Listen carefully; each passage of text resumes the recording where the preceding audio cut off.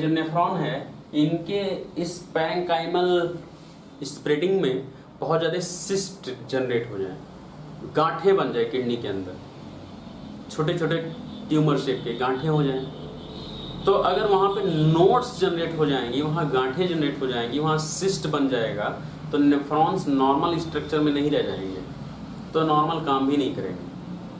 तो बहुत ज़्यादा छोटी छोटी गांठें बन जाना किडनी के अंदर, इसको हम लोग कहते हैं पॉलीसिस्टिक किडनी डिजीज। पॉली मतलब ज़्यादा, सिस्टिक मतलब सिस्ट, किडनी डिजीज। तो बहुत ज़्यादा सिस्ट जनरेट हो जाए तो उसको हम लोग क्या कहते हैं, poly cystic kidney disease. Polycystic kidney disease.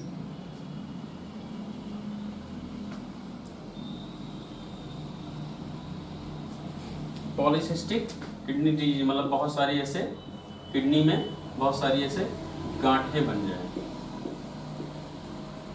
Nodes, polycystic kidney disease. और अगर यहाँ बहुत सारे पॉलीसिस्ट हो जाएंगे तो नेफ्रॉन का शेप नॉर्मल नहीं रह जाएगा और फिर नॉर्मल काम भी नहीं होगा।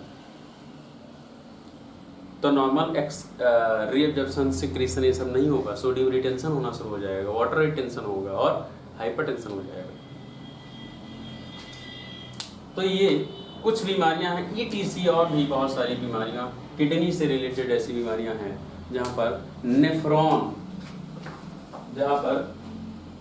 नेफ्रॉन इंटरैक्ट हो और नेफ्रॉन की वजह से ये सारी बीमारियां होनी शुरू हो जाए, ब्लड प्रेशर बढ़ जाए। क्लियर है ये इतना?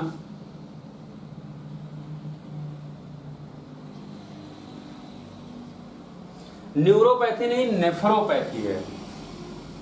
नेफ्रॉन, न्यूरोपैथी नहीं। Access glucose, nephro. डायबिटीज में ग्लूकोज ज़्यादा होता है और ग्लूकोज के फिल्ट्रेशन की वजह से नेफ्रॉन्स डैमेज होना शुरू हो जाते हैं, उसको डायबिटिक नेफ्रोपैथी कहते हैं। तो डायबिटीज में बहुत बार नेफ्रोपैथी होती है, वहाँ भी नेफ्रॉन के स्ट्रक्चर डैमेज होने की वजह से हाइपरटेंशन होना शुरू होता है। तो ये लगभग कुछ हैं कॉजेज जो किडनी से रिलेटेड कॉजेज हैं। अच्छा, एक तो ये हो गया कि रीनल पैरेंकाइमल डिजीजेस। थोड़े कुछ डिजीजेस और हैं रीनल से रिलेटेड, इनको हम लोग और पढ़ सकते हैं।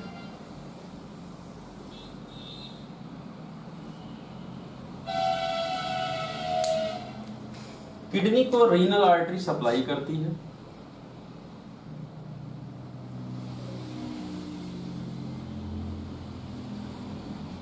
किडनी में रीनल आर्टरी सप्लाई करती है और इसके फिर ब्रांचेस हो जाते हैं और यहाँ से पूरी किडनी को ब्लड की सप्लाई मिलती है रीनल आर्टरी से। रीनल आर्टरी के द्वारा अगर किसी भी कारण से जो रीनल आर्टरी है ये ब्लॉक होना शुरू हो जाए, ये यहाँ से ब्लॉक होना शुरू हो जाए किसी भी कारण से, अगर रीनल आर्टरी ब्लॉक होना शुरू हो जाए, रीनल आर्टरी ब्लॉक होना शुरू हो जाए तो सफिशिएंट ब्लड की सप्लाई यहाँ नहीं हो पाए। और अगर सफिशिएंट ब्लड की सप्लाई नहीं होगी तो नेफ्रॉन्स डैमेज होना शुरू हो जाते हैं और नेफ्रॉन सही काम नहीं करेंगे, नॉर्मल काम नहीं करेंगे। अगर उनको सही न्यूट्रिशन नहीं मिलेगा, सही क्वांटिटी में O2 नहीं मिलेगा, सही क्वांटिटी में अदर न्यूट्रिशंस नहीं मिलेंगे नेफ्रॉन से उसको, तो किडनी नॉर्मल फंक्शन नहीं करेगी। तो अगर किसी वजह से ब्लड सप्लाई रिस्ट्रिक्ट हो जाए, इसकी वजह से भी किडनी डिजीज होते हैं। और अगर ब्लड सप्लाई किडनी को कम मिलती है तो रेनिन सिक्रीशन बढ़ जाता है, किडनी रोने लग जाती है, तो नेफ्रॉन डैमेज होगा, और नेफ्रॉन डैमेज होगा तो किडनी रोने लग जाती है, और मतलब रेनिन सिक्रीशन शुरू हो जाता है, और रेनिन से फिर वही एक्सेस कौन सा एंजियोटेंसिनोजन, फिर एंजियोटेंसिन 1, फिर एंजियोटेंसिन 2, फिर सारे फंक्शन आगे, contractility, hyper contractility, heart rate बढ़ जाना, मैस्कुलर कॉन्ट्रैक्टिलिटी, वेस्कुलर कॉन्ट्रैक्टिलिटी और हाइपरटेंशन। तो अगर रीनल वेस्कुलर कॉजेज हम लोग अलग मान सकते हैं, ये रीनल वेस्कुलर कॉजेज हैं, हम लोग पहले पढ़ रहे थे रीनल पैरेंकाइमल सेल्स के कॉजेज। ये रीनल वेस्कुलर कॉजेज, किसी वजह से अगर रीनल आर्टरी ब्लॉक हो जाए, रीनल आर्टीरियल स्टेनोसिस इसको हम लोग कहते हैं, नैरोइंग को मेडिकली स्टेनोसिस कहा जाता है। तो renal stenosis, renal artery stenosis, renal artery stenosis, या अब ये रीनल आर्टरी स्टेनोसिस क्यों हो सकता है किसी में? सोचो किसी के अंदर बहुत ज़्यादा लिपिड प्रोफाइल हो, लिपिड बढ़ा, कोलेस्ट्रॉल बढ़ा, तो कोलेस्ट्रॉल इन आर्टरी, इस आर्टरी के ब्लड में घुला होता है, हाइपरकोलेस्ट्रीमिया हो, हाइपरलिपिडीमिया, तो वो जो लिपिड है इस ब्लड में घुला होता है, और लिपिड धीरे धीरे इन वॉल्स में चिपकना शुरू कर देते हैं, और एक वक्त आता है कि हो सकता है कि वो यहाँ पर एक बहुत बड़ा थ्रम्बस जनरेट कर दें। तो अगर ये थ्रम्बस का साइज बढ़ता चला जाए, और ये जो थ्रम्बस है ये यहाँ रीनल आर्टरी में बन रहा है, तो अगर इसका साइज बढ़ता चला गया, लिपिड इस पे जमता चला जाए और लिपिड कंट्रोल ना किया जाए, और इसका साइज बढ़ता चला गया, तो ये जो रीनल आर्टरी है ब्लॉक होती चली जाएगी, और रीनल आर्टरी जितनी ब्लॉक होगी उतना ज़्यादा यहाँ ब्लड सप्लाई कम मिलेगा, और किडनी डिजीज होगी, क्रॉनिक किडनी डिजीज, CKD, ये क्रॉनिक किडनी डिजीज में जाएगा, क्योंकि धीरे धीरे हो रहा है। तो ये रीनल आर्टरी स्टेनोसिस है। दूसरा, तो पहला रीनल आर्टरी स्टेनोसिस, दूसरा बहुत बार इन्फेक्शन हो जाता है इस एरिया में, बैक्टीरियल इन्फेक्शन या अदर इन्फेक्शंस, या इंजरी हो जाए, किसी भी वजह से अगर यहाँ इन्फ्लामेशन हो जाए, तो इन्फ्लामेशन में भी इस एरिया में नैरोविंग होना शुरू हो जाएगा। इन्फ्लामेशन में इस एरिया में ये एरिया नैरो होना शुरू हो जाएगा, और due to narrowing of the renal artery with the cause of inflammation, blood की सप्लाई यहाँ कम होगी जब तक इन्फ्लामेशन रहेगा, और ब्लड की सप्लाई यहाँ कम होने की वजह से नेफ्रॉन काम नहीं कर पाएंगे, और नेफ्रॉन काम नहीं करेंगे तो रीअब्जॉर्प्शन सिक्रीशन सही सिस्टमेटिक काम नहीं होगा, और सोडियम रिटेंशन होना शुरू हो जाएगा, और धीरे धीरे अगर ज़्यादा दिन तक बना रहा तो क्रॉनिक किडनी डिजीज होगी, किडनी फेलुअर होगा, क्योंकि नेफ्रॉन फेलुअर है ये, अगर ये काम ना हो तो नेफ्रॉन फेलुअर है, और नेफ्रॉन अगर ज़्यादा दिन तक काम ना करें तो किडनी डिजीज हो जाएगी, उसको हम लोग फिर कॉम्बो किडनी कह देते हैं, किडनी डिजीज, रीनल डिजीज, और अगर पुरानी डिजीज है तो CKD, क्रॉनिक किडनी डिजीज कहेंगे। तो दूसरा कारण क्या है? इन्फ्लामेशन। अब इन्फ्लामेशन के कॉजेज बहुत सारे हैं, क्यों हो सकता है विद द इन्वेस्टिगेशन पता चल सकता है, लेकिन वेसल्स में जब इन्फ्लामेशन होता है तो हम लोग उसको कहते हैं वेस्कुलाइटिस, वेस्कुलाइटिस। और अगर रीनल वेसल में है तो इसको हम लोग क्या कहते हैं? Renal vasculitis. इसको हम लोग क्या कहते हैं? रीनल वैस्कुलाइटिस, आइटिस है यहाँ इन्फ्लामेशन है, रीनल वैस्कुलाइटिस। तो रीनल वैस्कुलाइटिस की वजह से अगर ब्लड की कमी हो तो भी हाइपरटेंशन होने के चांसेस हैं। क्लियर है इतना?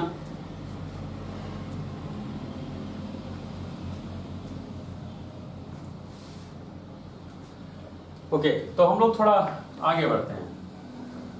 तो ये लगभग किडनी की वजह से कैसे भी हाइपरटेंशन होता है, ये था पॉइंट। बात करते हैं कुछ और ऑर्गन्स हैं जो इन्वॉल्व होते हैं हाइपरटेंशन में। अभी हम लोग एक्सिस पढ़ रहे थे, किडनी के साथ साथ एड्रीनल ग्लैंड इन्वॉल्व होता है, aldosterone, do not forget aldosterone.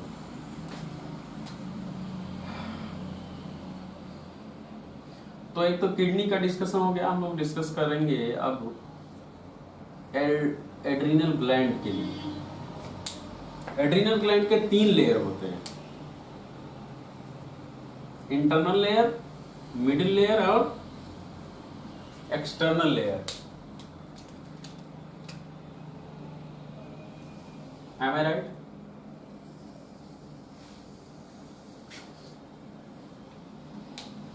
Medullary, ये मेडुला है,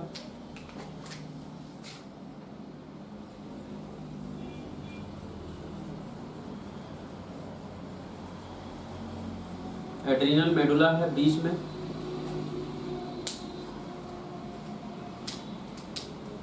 ये मिडिल है, मिडिल लेयर, एड्रीनल ग्लैंड का मिडिल लेयर, और ये आउटर लेयर,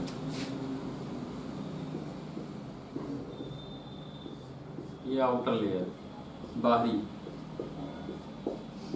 कॉर्टेक्स। तो 3 part.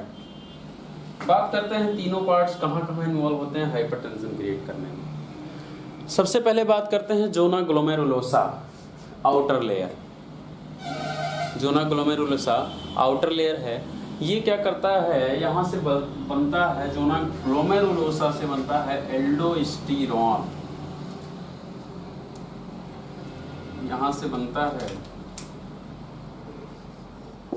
Aldosterone hormone, aldosterone hormone. ये कहाँ से सिक्रेट होता है, आउटर लेयर से एल्डोस्टेरोन। एल्डोस्टेरोन नॉर्मल सिक्रेट होता है। एल्डोस्टेरोन कुछ दिन पहले हम लोग बार बार एल्डोस्टेरोन का डिस्कशन कर रहे थे। एल्डोस्टेरोन का काम क्या होता है, kidney, remember the collecting tubule and principal sales.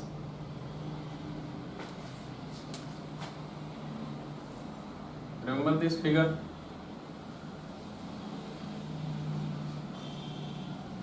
याद है कुछ ये फिगर, प्रिंसिपल सेल्स और एल्डोस्टेरोन यहाँ काम करता था, sodium potassium ATPases, sodium potassium ATPases और sodium channel, extra sodium channel and potassium channel. और होता क्या था, यहाँ से सोडियम रीएब्जॉर्प्शन और यहाँ से पोटेशियम आउटफ्लक्स होता है ज़्यादा। जो ये चैनल है सोडियम चैनल और पोटेशियम चैनल और सोडियम पोटेशियम एटीपेजेस, कहाँ पर, principal cells of collecting tubule और डिस्टल कन्वोल्यूटेड ट्यूब्यूल के पास। ये जो सेल्स हैं, ये जो चैनल्स हैं, इन चैनल्स के प्रोडक्शन को, कौन से channel, sodium channel, potassium channel और सोडियम पोटेशियम एटीपेजेस को, इन चैनल्स के प्रोडक्शन को, स्ट्रक्चर फॉर्मिंग को, इवन फिटिंग को, कि ये पाइप्स बन गए, ये पाइप्स बन गए, लेकिन इनको ले जाकर फंक्शनल पोर्शन पर फिट कर देना और उसके बाद इसको ओपन करना, इन सब को कंट्रोल कौन करता है, एल्डोस्टेरोन। एल्डोस्टेरोन ये लास्ट स्टेज है जहां पर सोडियम रीएब्जॉर्प्शन हो रहा होता है इस चैनल से। तो नॉर्मली एग्जांपल कि नॉर्मल कंडीशन में एल्डोस्टेरॉन जब एक सही क्वांटिटी में रिलीज होता है by zona glomerulosa outer layer से, तो सही क्वांटिटी में अगर एल्डोस्टेरॉन रिलीज हो तो एक ऐसा होता नहीं है, हम लोग एग्जांपल रख रहे हैं कि एक सोडियम चैनल हो और एक सोडियम से सोडियम यहां से रीअब्जॉर्ब हो जाए, एक लास्ट पॉइंट पर रीअब्जॉर्ब हो और उसके बाद जो वाटर गया वो यूरिन है, वो बाहर निकल गया। लेकिन सोचो कि अगर ये जो एल्डोस्टेरॉन है इसका रिलीज एक्सेस होने लगे, ये एक्सेस क्वांटिटी में रिलीज होने लगे, तो ये यहां ज्यादा काम करना शुरू कर देगा और सोडियम चैनल्स यहां ज्यादा बढ़ा देगा।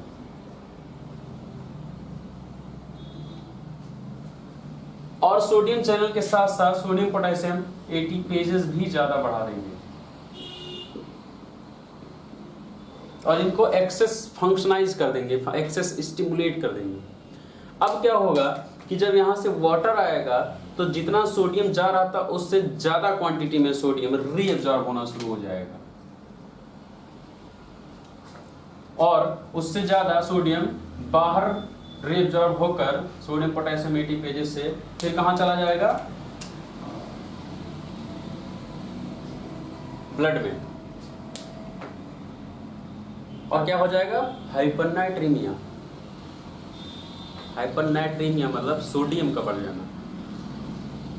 तो ब्लड में सोडियम बढ़ जाएगा और सोडियम अगर बढ़ा तो वाटर भी बढ़ जाएगा, वाटर रिटेंशन होगा। यहाँ अगर सोडियम रिटेंशन होगा तो यहाँ वाटर रिटेंशन भी होगा और बॉडी में वाटर बढ़ना शुरू हो जाएगा, ब्लड का वॉल्यूम बढ़ना शुरू हो जाएगा और अगर ब्लड का वॉल्यूम बढ़ना शुरू हो गया तो ब्लड प्रेशर बढ़ेगा। क्लियर है? एल्डोस्टेरॉन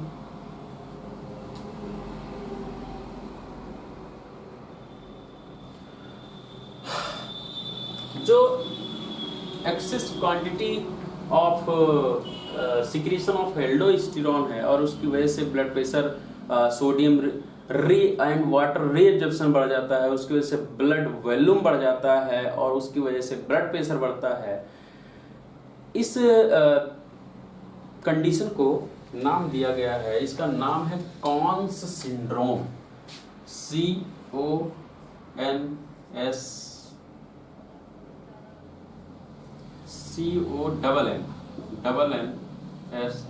सिंड्रोम,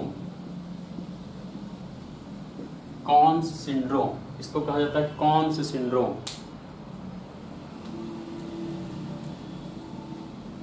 तो ये है एल्डोस्टेरॉन एक्सेस। बात करते हैं मिडिल लेयर का। मिडिल लेयर क्या करता है, इसको मिडिल लेयर नाम है जोना फेसिकुलोटा भी इसको कहते हैं, fasciculata middle layer. Middle layer से कार्टिसोल हार्मोन सिक्रीट होता है।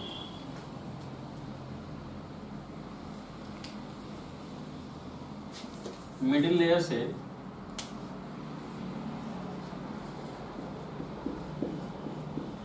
कार्टिसोल हार्मोन सिक्रीट होता है। अब कार्टिसोल हार्मोन क्या करता है, एपिनेफ्रिन और नॉर एपिनेफ्रिन जो यहाँ रिलेटेड है कार्टिसोल हार्मोन, उसका बता रहा हूँ कि यहाँ क्या कर रहा होता है। ये कार्टिसोल हार्मोन यहाँ से रिलीज होता है और ये एक्सेस क्वांटिटी में अगर रिलीज होने लगे, कार्टिसोल हार्मोन अगर एक्सेस क्वांटिटी में रिलीज होने लगे तो ये एपिनेफ्रिन और नॉर एपिनेफ्रिन के जो रिसेप्टर्स हैं, जहाँ पर एपिनेफ्रिन और नॉर एपिनेफ्रिन काम करते हैं, जैसे ये ब्लड वेसल है, ये ब्लड वेसल है और इस ब्लड वेसल पर एपिनेफ्रिन और नॉर एपिनेफ्रिन के रिसेप्टर्स हैं, तो इन रिसेप्टर्स को हाइपर सेंसिटिव कर देता है। इन रिसेप्टर्स को हाइपर सेंसिटिव कर देते हैं और अगर हाइपर सेंसिटिव कर देंगे तो एपिनेफ्रिन और नॉन एपिनेफ्रिन के फंक्शन इस पे बहुत ही ज़्यादा होंगे। जो एम्पलीफायर है, एम्पलीफाइड इफेक्ट है एपिनेफ्रिन और नॉन एपिनेफ्रिन का, इस पे ज़्यादा होगा। और एपिनेफ्रिन नॉन एपिनेफ्रिन का इफेक्ट क्या होता है? कॉन्ट्रैक्शन। तो ये ज़्यादा कॉन्ट्रैक्ट करेंगे तो टीपीआर बढ़ेगा, टोटल पेरिफेरल रेजिस्टेंस बढ़ेगा। ऐसे ही टोटल एपिनेफ्रिन और नॉन एपिनेफ्रिन जहाँ जहाँ काम करते हैं वहाँ वहाँ के रिसेप्टर्स की सेंसिटिविटी बढ़ा देते हैं। कौन? कॉर्टिसोल, जैसे एसए नोड का, जैसे मायोकार्डियम का। एसए नोड का सेंसिटिविटी बढ़ा देंगे तो वहाँ रेट बढ़ जाएगा। मायोकार्डियल मसल्स की सेंसिटिविटी बढ़ा देंगे तो वहाँ कॉन्ट्रैक्टिलिटी बढ़ जाएगी। और इन सब का रिजल्ट क्या होगा? ब्लड प्रेशर बढ़ना, हाई होना, हाइपरटेंशन। तो कॉर्टिसोल क्या करता है? एपिनेफ्रिन और नॉन एपिनेफ्रिन रिसेप्टर्स को हाइपर सेंसिटिव कर देता है। Epinephrine and non epinephrine high receptor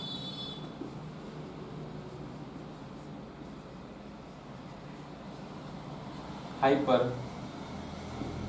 sensitivity, hyper sensitivity,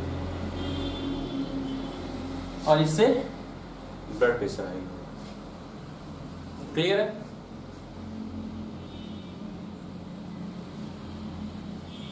clear है ये?